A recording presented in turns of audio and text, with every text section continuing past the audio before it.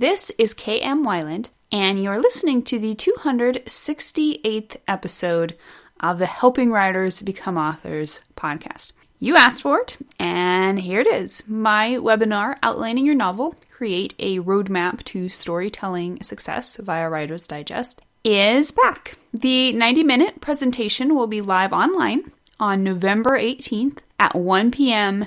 Eastern Standard Time, although you can listen or re-listen anytime you want for up to a year. I'll be talking outlines, answering live questions, and critiquing every participant's outline.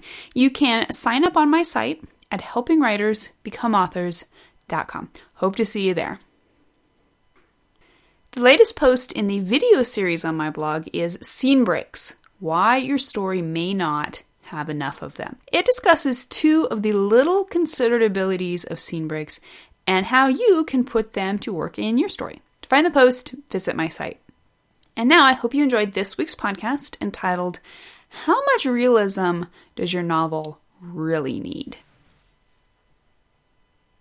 Ever had a critique partner or editor tell you this isn't realistic? It's a valid complaint. Novels are facsimiles of real life. They must mimic that life with enough realism to allow readers to suspend their disbelief and invest themselves in characters and plot scenarios that far exceed their own personal experiences. In order to connect with readers, we strive to create those realistic characters and settings. But here's a question every writer should be asking.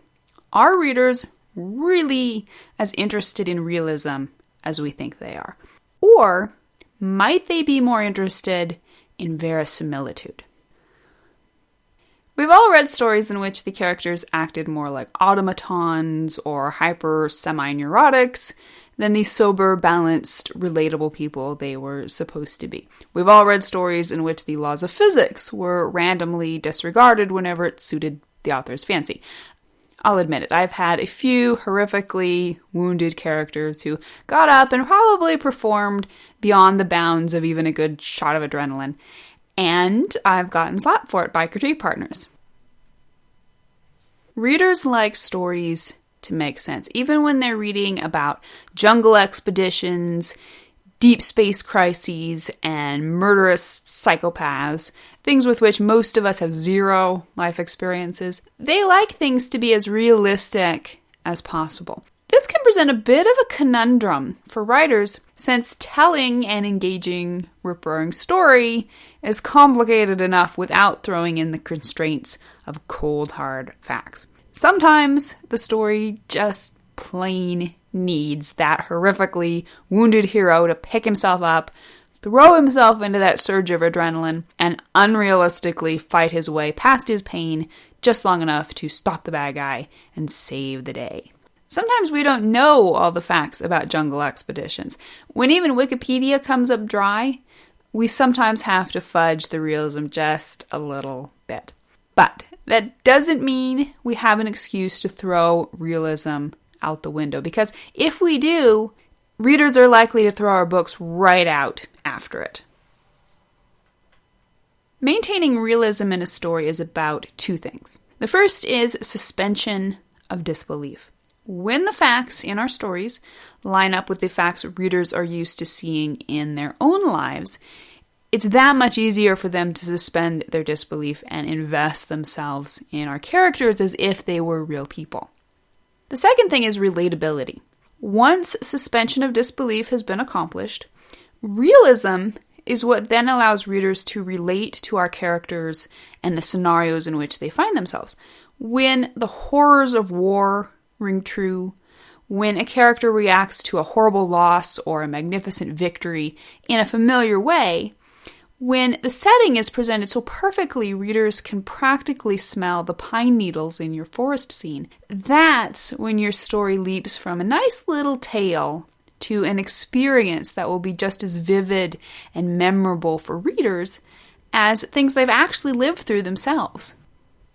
So far, realism sounds pretty good, right? It sounds pretty important. So what's all this about readers not caring about realism? Have you looked at the bestseller lists lately? Been to the theater lately? Consider Amazon's picks for best books of the month. Stephen King's writing about Frankenstein-like resurrections in Revival. Dennis Johnson's got his characters in The Laughing Monsters involved in an outrageous scheme to make a uranium-fueled fortune. And in The Happiest People in the World, Brock Clark's blithely mixing small-town teachers, barkeeps, teenagers, and fry cooks with international spies, terrorists, and political refugees. Please tell me what part of that sounds realistic. My favorite book last year was the fantasy Black Prism. My favorite movie was Pacific Rim. I'm still geeking out about the latest Marvel movie news of the upcoming Civil War storyline in the next Captain America. At the moment, I'm listening to the soundtrack from Star Trek First Contact. And I'm in the throes of writing about your everyday, ordinary, Regency-era English kid who suddenly comes down with superpowers. Who needs realism? Not me, baby. We live in a world that is accepting more and more fantastical flights of fancy. We don't blink an eye at aliens, sentient robots, dragons, and mild-mannered scientists who turn into greed and rage monsters. More than that, we love these things. Never mind that they're unrealistic to the degree of downright impossibility. We still suspend our disbelief enough to care deeply about these characters and their completely imaginary worlds. In short, readers could care less about realism. What they care about is the semblance of realism. In Perfect Plot, Charting the Hero's Journey, William Bernhardt writes, "Is realism what people read novels for? No. A novel must have verisimilitude, that is, the appearance of reality within the context of the world created by the book. But realism? So reconsider all those unrealistic stories I mentioned previously. What do they all have in common other than their lack of realism? The reason all these stories work, despite their blatant flouting of science and common sense, is that they all maintain a strict sense of verisimilitude within their story worlds.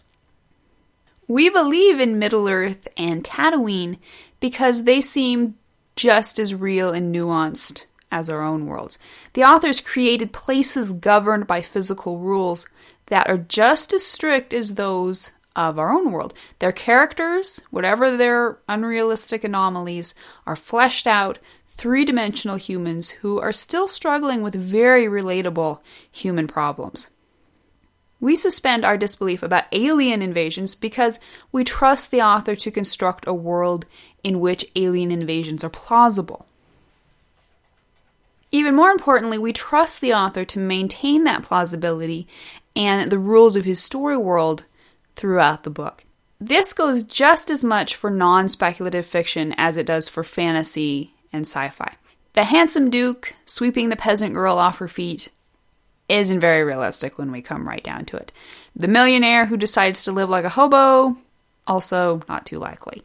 But we still believe these stories because their authors have created reasonable facsimiles of our own worlds. These worlds are just as realistic, down to every little detail, in practically every other area of the story. In short, they mimic reality enough for us to suspend our disbelief over the not-so-realistic parts. Stories are larger than life, and that is awesome. The next time you sit down to write, make sure you're injecting that lifelikeness into your tale, but don't be afraid to also give readers the largeness they're craving, and which they're more than willing to accept as long as you give them every reason to believe in it. Thank you for listening to the Wordplay Podcast. To read a transcript of this episode, you can visit my website at helpingwritersbecomeauthors.com. And be sure to check back again next week.